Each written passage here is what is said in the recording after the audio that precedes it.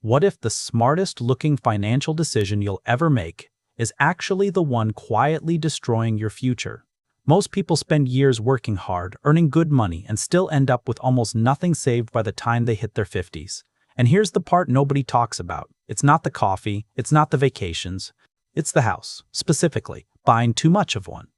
I want to tell you about two families. Same city, same starting point, almost the same income.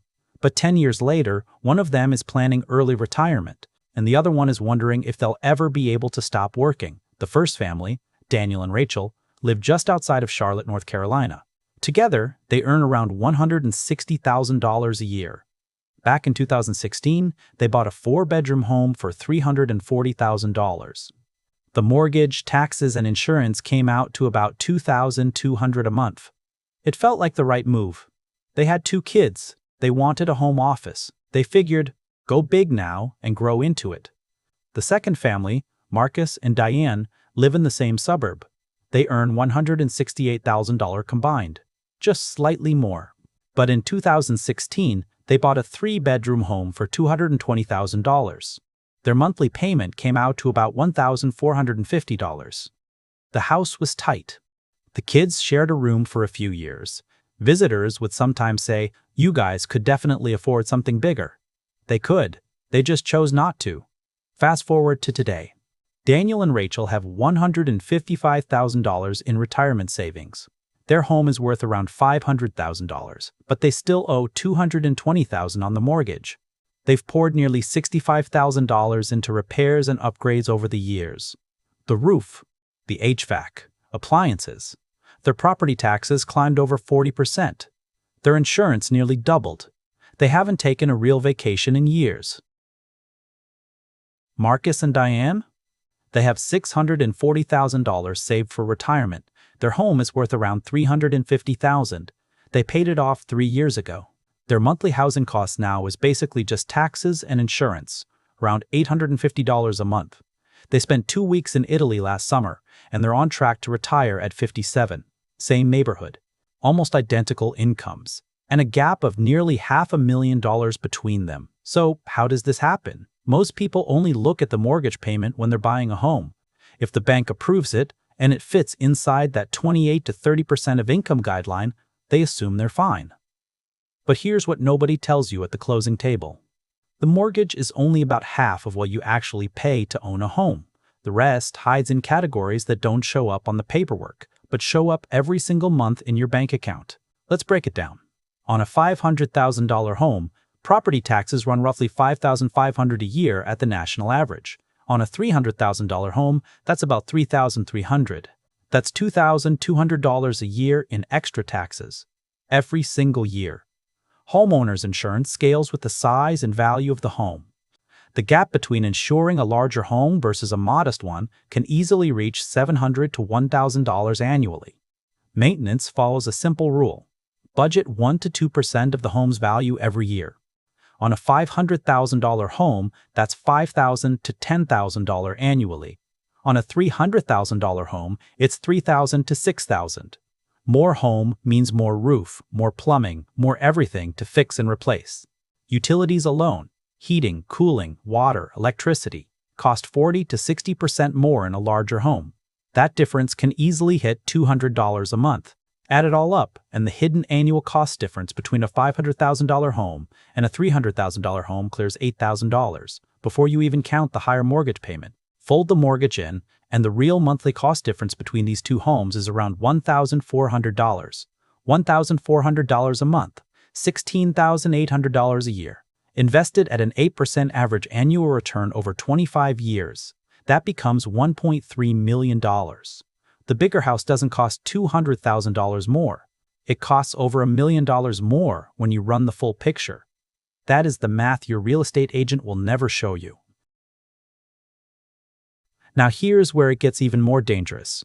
It's not just the money. It's the mindset shift that comes with a bigger house. When Daniel and Rachel moved in, their old furniture suddenly looked wrong in the new space. The couch seemed too small. The dining table didn't fit the room, so they upgraded.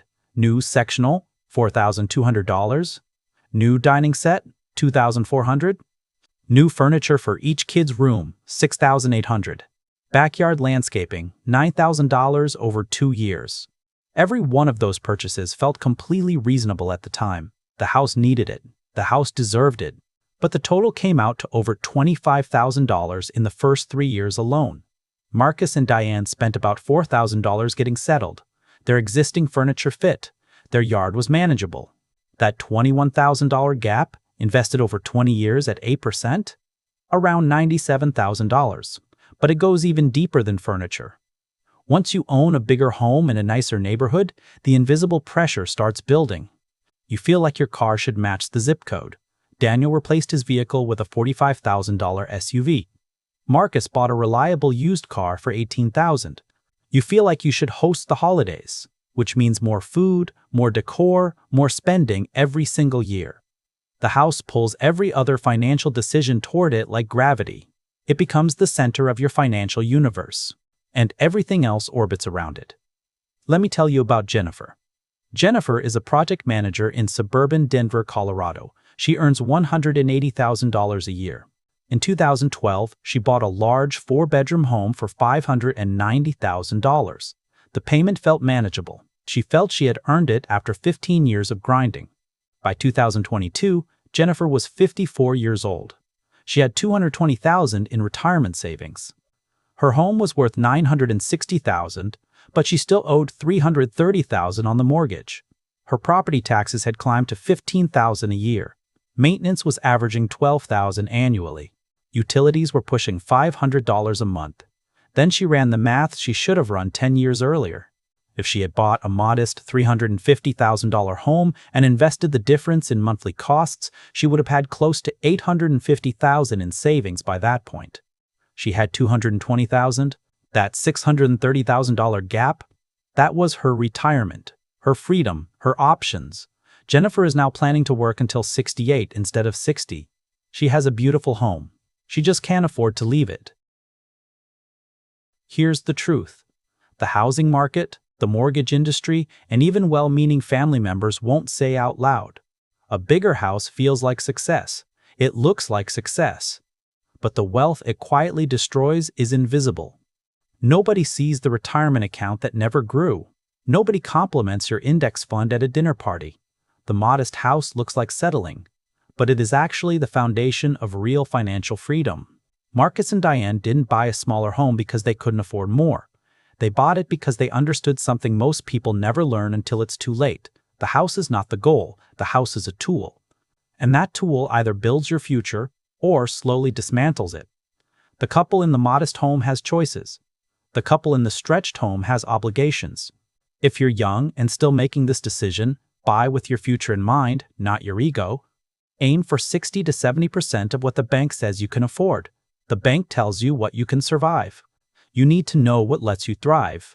If you already have more house than you need, stop the lifestyle creep. Prioritize retirement contributions over home upgrades. Look honestly at whether staying makes sense, or whether downsizing could help you recover what's been lost. The retirement account growing quietly in the background won't impress anyone at a backyard barbecue. But at 62, when you're deciding whether to start living or keep working, it will be the only thing that matters. The math never lies, and the math strongly favors the smaller house. If you want more videos like this that actually make you smarter with money, subscribe to Money IQ Pro.